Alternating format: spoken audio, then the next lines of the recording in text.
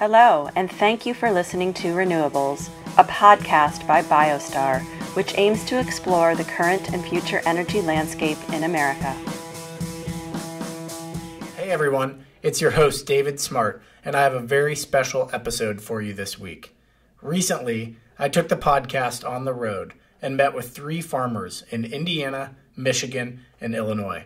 But I didn't take the journey alone. I had BioStar's chief agronomist, Philo, showing this city boy the ropes on the farm. I even got to visit Alan's farm in Wisconsin, which was a highlight of the trip.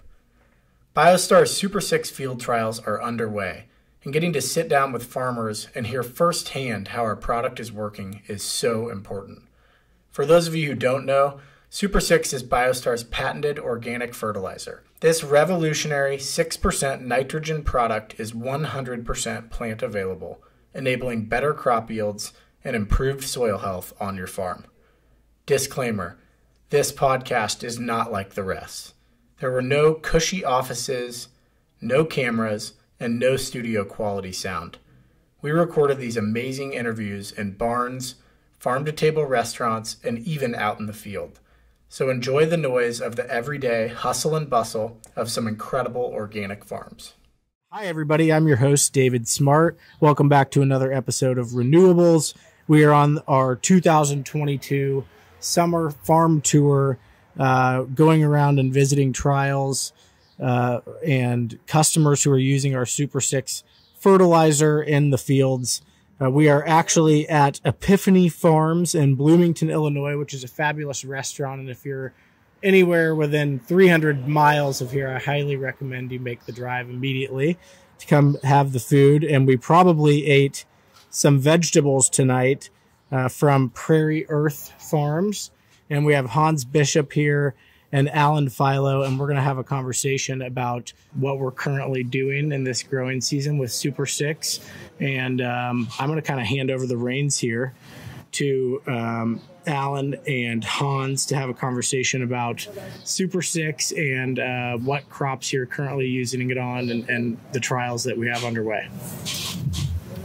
So Hans, you and I have known each other for a number of years, but for the people listening to this, can you just tell us some about how you ended up in Bloomington, Illinois, and what your farm looks like? I'm Hans Bishop, president, Prairie Earth Farm Incorporated. With my wife, Katie Bishop, we farm 400 acres of certified organic cropland, and we're in Atlanta, Illinois, about 2.5 hours south of Chicago, 2 hours north of St. Louis. How many different crops?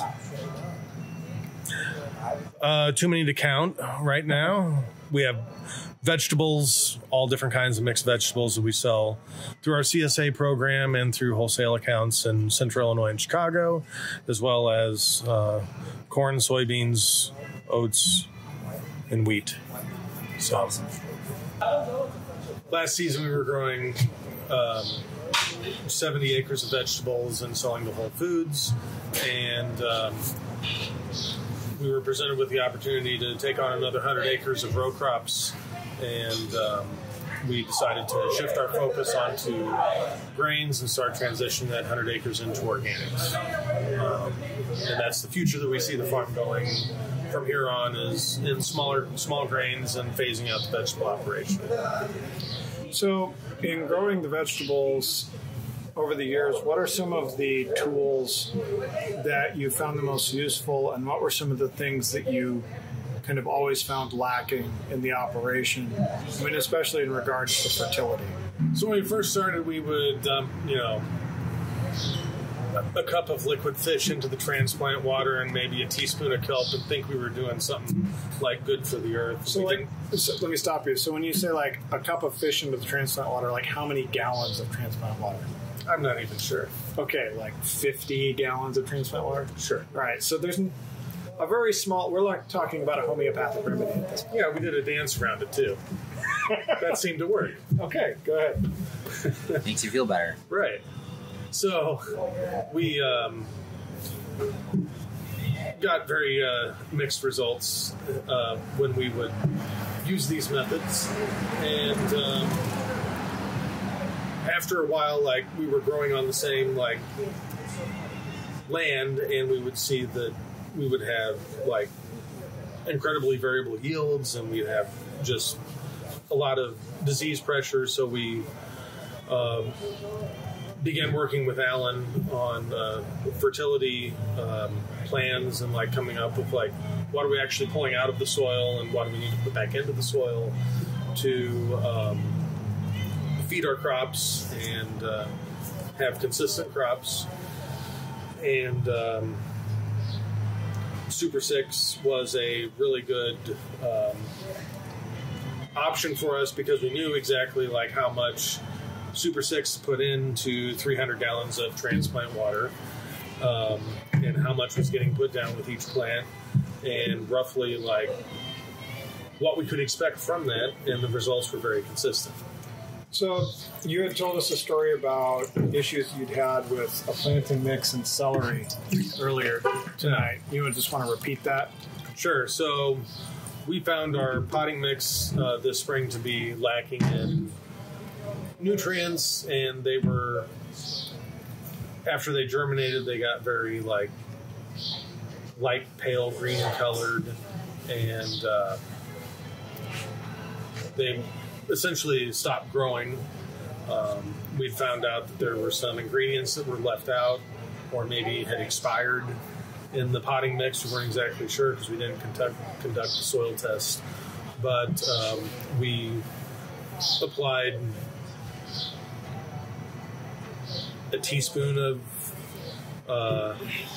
SuperSix to a gallon of like just general water applied through a watering can, and within about 5 to 7 days we saw the deep green color of celery come back, and they began to grow like at a more normal pace than we were used to, if not maybe slightly faster, and develop more top growth, so they could be transplanted more aggressively in the field. It's always interesting to me about celery because it's a plant that has a really poor root system, even especially when it's young and like before it gets transplanted. So any issues you have with celery, like nitrogen is one of the very first things that it's going to run out of, because nitrogen just tends to wash out of the top of the soil profile. So being able to supply a readily available, easy-to-use form. I think you'd also said that you liked it because your farmhands had an easy time using it. They knew how much to use, right, when to use it, and how to put it in the...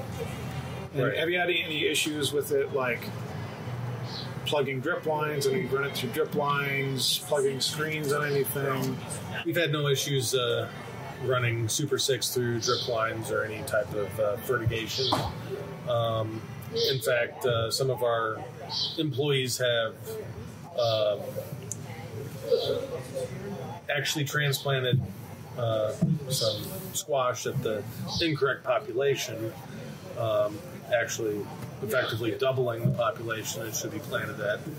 And I consulted with Alan about what we should do, and his suggestion was to, run some SuperSix through the lines to allow it to still have enough nutrition to be able to grow and produce fruit. And we've been doing it roughly every week, and we have not had any issues like we would with fish. Plugging drip lines and having blanks running, for 20 feet in a bed where even water wasn't getting through the drip lines, and you'd wind up with even more stressed plants than they were because they were too densely populated. Going forward with your transition to more of a grain farm, how do you see you changing your fertility plan and using those kinds of products into the future? I think my biggest fascination is with winter wheat, because one of the first things that we talked about when we started doing more small grains was what wheat's nutritional requirements were early in the growing season, but in the Midwest we have issues with cool soils, so nitrogen isn't readily available to winter wheat when it needs it. So I'm really excited to try this on our T2 field that we just picked up this year, next season, and try to get a lot more available nitrogen through that crop, and hopefully get a better wheat crop out of this field than we did 6 years ago when we transitioned our first 80 acres to organic. So, thanks for the time. I know it's 6:00, and it gives me the results I need. Love it. You don't have to be on. I'm not trying to be on. I'm just, I'm being a little goofy. I just want to say from a personal level, okay? Uh-huh. The journey that product came on. Okay. We had to rip it out of the hands of a guy in Philo, Washington. Right. Drive a guy out there with his own totes who said, wow, that really smells. That's right. And not giving that young guy any opportunity to say, here's what you're getting into. Bring him back to a place we staged in a place called Ranger, Washington. Is that really the journey that it came on? No, This is really what has happened with this product. Holy cow. Expedited it through rocket shipping, which is a friend, the guy who used to work for me now works for a company So we put it on a rocket. And it came to the And a Midwest. couple $1,000s later, it showed up a week or so. That's a slow rocket. It takes a while. Things are not what they used Circles to the be. Earth multiple times before Oh, okay. high speed it's going. Landed in Dodgeville, Wisconsin, in a plant that we call 13, which is a parking lot hidden behind the greenhouse and behind the office. And through some collaboration, because Alan and I have been friends a while, and I want to support this too. I think this chance got something the industry needs. We managed to bundle and put a package together. So it was a mixture of SuperSix, non-protein nitrogen, as I like to say it, for how much? 95% ammoniacal. Is that right? 95% ammoniacal. And something you just don't get anywhere. And we partnered that with a carbohydrate source, a product called TerraFed. And then we mixed in a biological, which by all rights should not have lasted very long because it would have blown up on the, on the shipment. And so far, this tote that you got out of Goodfield, It's not blown up. it got on an LTL from Dodgeville to Goodfield. Yeah. Made it safely. Eric stored it there until you came and got it. Yeah. You opened up the lid on the top just to take a whiff and see what's in this package that arrived. Did it go or boom? I'm not sure, but I'm going to go with... Yeah, a little. Yeah. Okay, was the tote Expanded. Slightly bloated. It's not floated now. Yeah, and see, if it was growing, it should have just kept bloating. That could have just been heat. So it's kind of a three-part deal. Nitrogen, We got it in a shade tree. carbon, Or under a shade tree. It's good. and it's how much have you used of it? Is it gone? Not much. The whole conversation is we're talking about rockets and Biologicals. blowing up and I want to get back to But it this would turn them question off. I'd be like, yesterday. I'm out of here. I got a spider in the tomatoes. Which one was that? What does regenerative? I can't say it. What does Regenerative ag. mean to you? Thank you. What does that mean?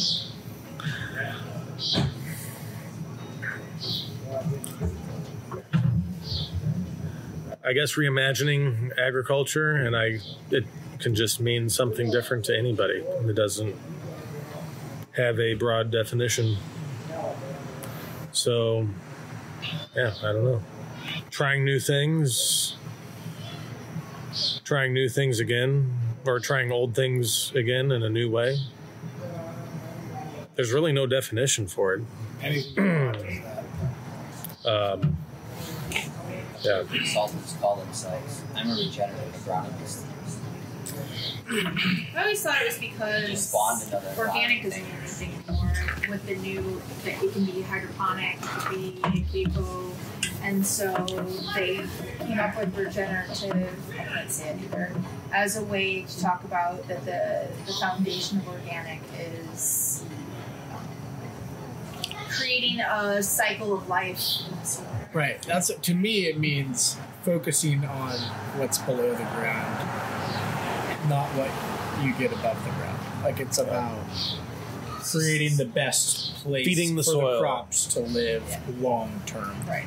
and thinking not about taking out. They took the word sustainable and said, that's not enough for us. We need to get a catchier word. It's like beyond Are organic. you sustainable? Sure. No. It wasn't sustainable. Because we use fuel. Because we work our bodies to the point that we can't keep doing this forever and ever. Yep. There isn't a form of ag, I think, in the modern developed world that could be called sustainable. Here's, try this one out. I don't know anything, so I'll trust you. I visited a guy who wanted to go organic, like to big scale, and his dad had a lot of money. And he bought a lot of grain, and he sold crop insurance. He lived in Montgomery, Indiana, somewhere down there. And I visited his farm. He took me out for a drive on his side-by-side or whatever we were in. And he came to a fence row, and he said, you see that, like, drop in elevation? The soil used to be up here, and now it's down here. And they call that tolerable soil loss. So there was a lot of, to me, sustainable is, we're back to right where we started. Are we holding on? Are we allowing stuff to go away? Like, are we sustaining? You can't have a sustainable ag system in an extractive economy. It's like an impossibility because no one's willing to put in basically the capital needed to create a sustainable system. So, like, if you think about the difference between people doing ag on the same ground in China for 4,000 years, right? They know they're not moving.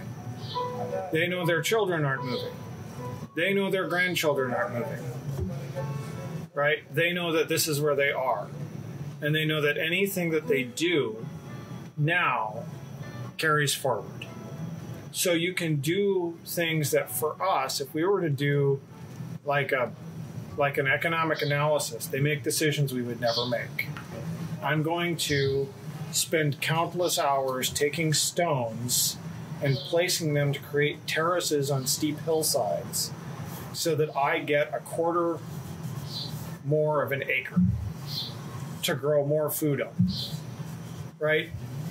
That is the foundation of sustainability because it has to be sustainable because they see into the future to sustain their families.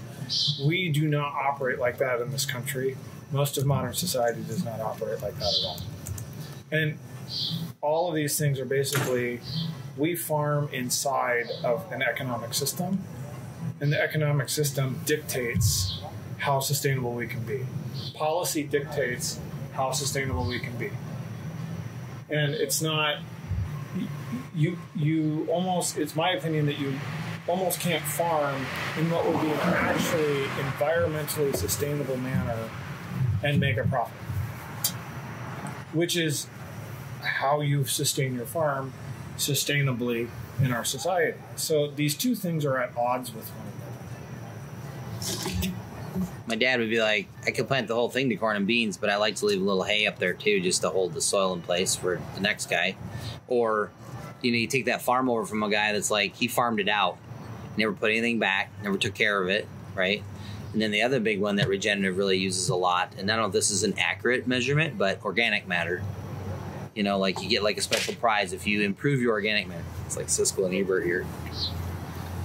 But that is kind of the thing is like, are you building soils or are you depleting soils? And that's kind of where I land on that whole thing. I don't know if I'm huge on the word regenerative or not. But I hear people buying into that. They're adopting It's it. definitely a buzzword. They're adopting it fast. Like, I'm a regenerative agronomist. What's your favorite row crop to grow? Broccoli. That makes the most money. Right. Sustainable. Corn is very regenerative. It is, actually. It has a lot of biomass if you plow it under. No, I mean, You gotta plow it deep. it's very Seriously, though, what do you like? it's very gratifying to grow corn. It is. Like, initially, I thought I was going to be very sad not cultivating like for half hour to 2 hours every like week. I mean, I cultivate more than that, but I'm just like pulling my favorite cultivator out and running it for a half hour to 2 hours every week, depending upon what we were growing. But I'm very happy, like, running that 12-row cultivator for 12 hours at a time and just, like, getting 150 acres done in one day. Have you ever put yourself to sleep cultivating? No. Really? No. Because I used to get like almost like hypnotized by like those plants going by. Yourself unconscious. Thank you very much, Sean. No problem. My pleasure. Yeah, thank you. Let me know if you need anything else, man. I appreciate it. We are continuing the 2022 SuperSix Field Trials Farm Tour here in Morocco, Indiana. We're at Sand Knob Farm with Matt Gibson and, of course, our chief agronomist, Alan Philo, and going to have a conversation about the corn trial we have going on and how it's going. So, Matt, can you just tell us a little bit to start with about the farm here? Like how many acres you're doing total, what kind of crop mix you have, etc.? Okay. Yeah, family farm. We farm about 3,500 acres. Of that, about 500 is certified organic currently. This is about our 5th or 6th year in that range of acres of organic. The other acres, we'd have about 1,800 acres of regular conventional corn, soybeans, wheat, pasture, hay, and we also have about 500 cow-calf pairs make up the balance of our operation. Pretty diverse mix. And we were talking a little bit about some of the challenging weather conditions of this year. I mean, thankfully you've gotten some rain lately, but it sounded like crops were in a kind of a difficult spot a couple weeks ago. Yeah, a lot of our organic acres, especially, we purposely have placed on very light sandy soils. Those are soils that are more forgiving for the traffic and things that we have to do in the organic world. Also, if we catch a decent rain, we're able to access those acres faster than some of our other soil types. So unfortunately, a lot of the organic crops really suffered early this year, as we didn't have any substantial rain really from March until about the 20th of July. I'd say before that, 2 or 3 tenths, maybe 4 tenths rain was most we had. So getting the organic corn established early stayed kind of cool. So we didn't really get it. It didn't explode out like we'd hoped. And then, of course, when corn grows slow, or any crop in the organic world, the wheat pressure seems to overtake it. So we've struggled with that a little bit. And now, of course, we've got stunted crops with late July rains, and we'll see some of that when we walk the field later. But I'm not proud of our weed management this year, but overall the crops have recovered, look really good considering everything.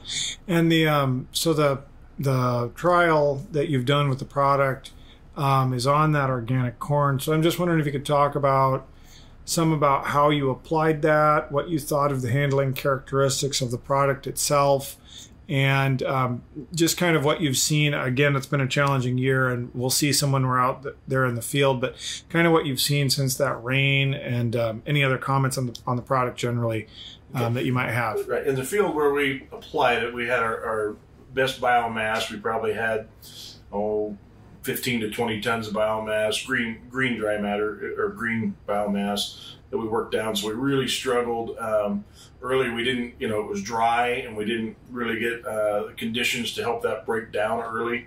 So that was the cover crop? That was a cover crop. It was a product through Byron Seed that had 4 or 5 different mixes in it, and really did a nice job. We applied 20 tons of composted cow manure on top of it before we worked it in, and worked all that in. And normally with normal rains, that would break down rather quickly. But what happened was we ended up just having dry straw on top of the ground, and we weren't getting a lot. So we struggled to get that tilled under so we could get the crop planted. And of course, once we get the crop planted, we still have all this dry biomass. So anything else we tried to do, tine weeding or rotary hoeing or cultivating, was difficult, because we had this dry, fluffy biomass to deal with. So fortunately now, I think we'll see in the crop later today that all of that's breaking down and really starting to take off.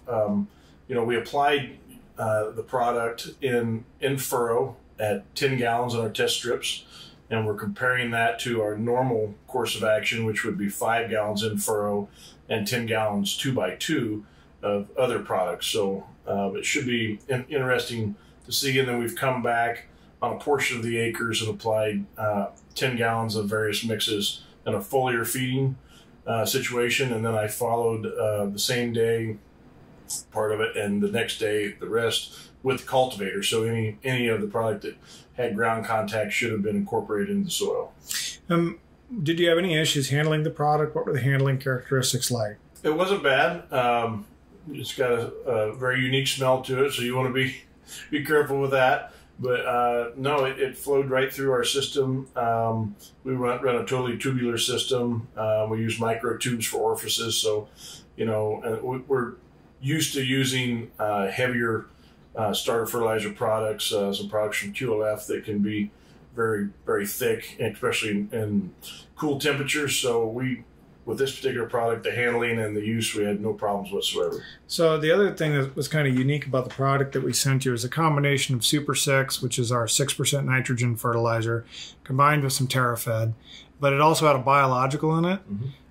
Did you see any issues when it showed up with like those tanks being bloated, or any sign that biology was like about ready to cause any issues? I really didn't, no. And quite honestly, it sat on the trailer for quite a while just trying to get the right weather timing, and it was shipped to us by a third-party carrier that took a while, so there was plenty of opportunity for something to occur in those tanks before we got it, and I didn't see anything. And I was the one personally that handled the material to get it into the planter and do those things. So when you're testing a material like this, just looking forward towards tassel and harvest at the end of the year, what do you consider success when you're testing a product like this?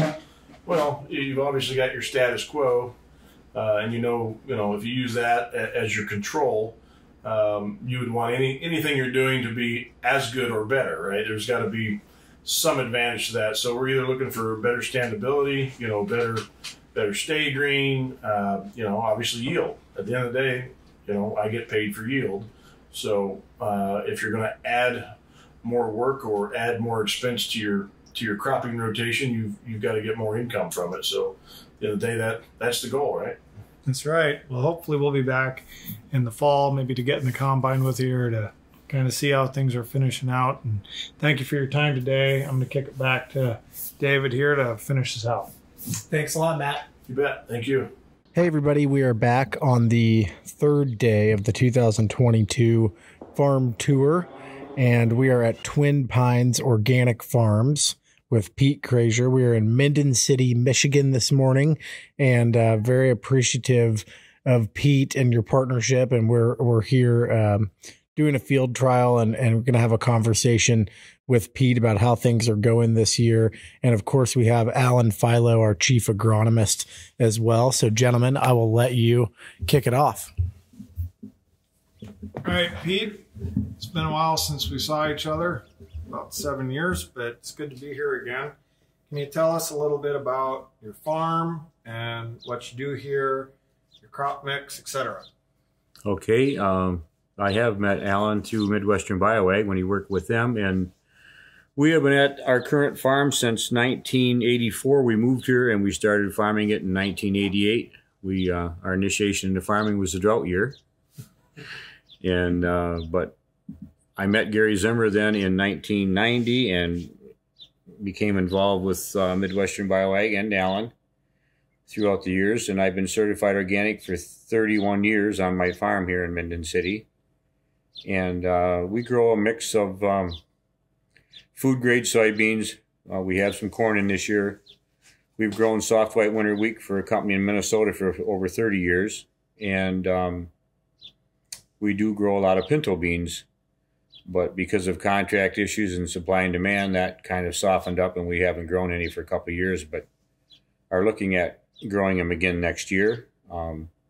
So basically a small operation. We only have 160 acres of land that we farm, but that was plenty with all the years of running the fertilizer facility in Kindy.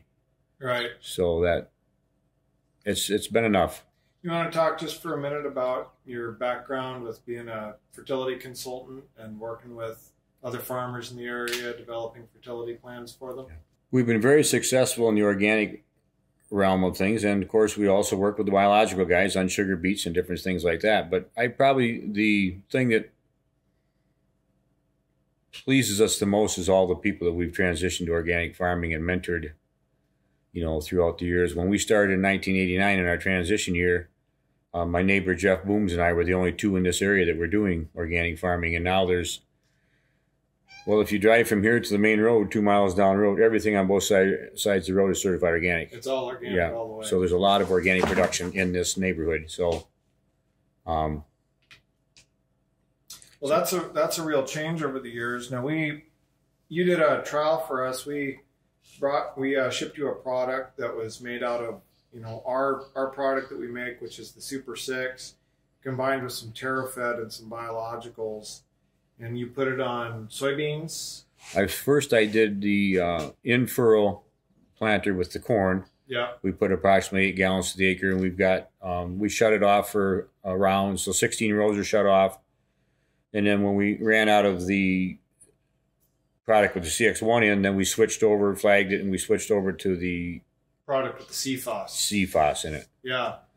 And so then we took the remaining balance that was in the totes after the soybeans were up. Tim wanted us to put it on the corn, but the corn got away on us. We couldn't foliar feed it, so we foliar fed the beans instead, and we'll keep track of data on that also. So what was that like in terms of like stability of the mix, handling characteristics, how it like just kind of like ease of use and stability of something? I mean, you haven't seen a product before that is actually that mix of a nitrogen source, a sugar source, and a biological that stayed stable. It was amazing because we got it in here on May 20th, and I don't know how long it took to ship here, but I guess we planted corn on the, well, maybe the very next day even, but it was mixed good, and then it was probably mid to late June when we foliar fed the soybeans with it, and it was still very stable and very. When we opened the top up, you could look down. It wasn't all cloudy and murky. It was nice and clear and just looked good yet. And so, amazing product. We'll see what the results are. And I guess I might add that we're also in what I would call one of our worst droughts since 1988.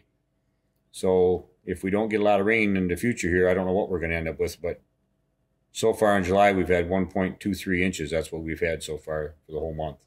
Yeah, and today's the 28th. Rained about 1/20th of an inch while we were here. Didn't even get our T-shirt wet, but yeah, hopefully you guys get some good rain, and I hope to be back this fall, maybe get in the combine with you a little bit and see what's going on. And I guess my last question for you would be, what do you consider when you're trialing? You've trialed lots of products over the years, and when you're doing a product like this, like, what do you consider success? How do you measure success? Well, I would say health of the crop, and then, of course, obviously, if we have a yield difference. But over the course of years, some of the stuff that we've tried, we've never really seen a yield bump, but we've seen a healthier looking crop. Like especially on the wheat, we didn't have all the leaf diseases and the smut and all that other things that everybody else seems to get. The vomotoxin. So I think we've definitely seen health benefits from it. But we've done a lot of things for 30 plus years. So, I mean, I can't give any one particular thing credit for it, but I think it's the whole system of farming that we do has made our crops healthy. I was, my son and I went in the restaurant last night to get a burger after work or after dark, and this conventional farmer was in there, and he was complaining because he had to go spray for spider mites. And I looked at him and I said, "Spider mites already?" Well, he said, "My whole field was wiped out." And I just, I didn't get to, you don't mix politics, religion, and farming, when you're sitting in the bar. So we didn't do that. But I just listened. I just listened and chuckled to myself, thought, yeah, dump on a few more chemicals and see what happens, Just keep going with it, so, on more sides. Yeah, Well, thanks so much for your time today. I'm going to hand it back over to David here for just a second. Yeah. We hope to be back out again. Pete, it was a pleasure to meet you. Thank you very much for David, same to you. Working with us on this trial. And we will also look forward to the results, and we will be saying a little prayer for some rain here. That would be in the awesome. near future. So thank you. And this actually concludes the 2022 farm tour. It's been a great trip. Thank you for following and listening to Renewables. Hello, and thank you for listening to Renewables, a podcast by BioStar, which aims to explore the current and future energy landscape in America.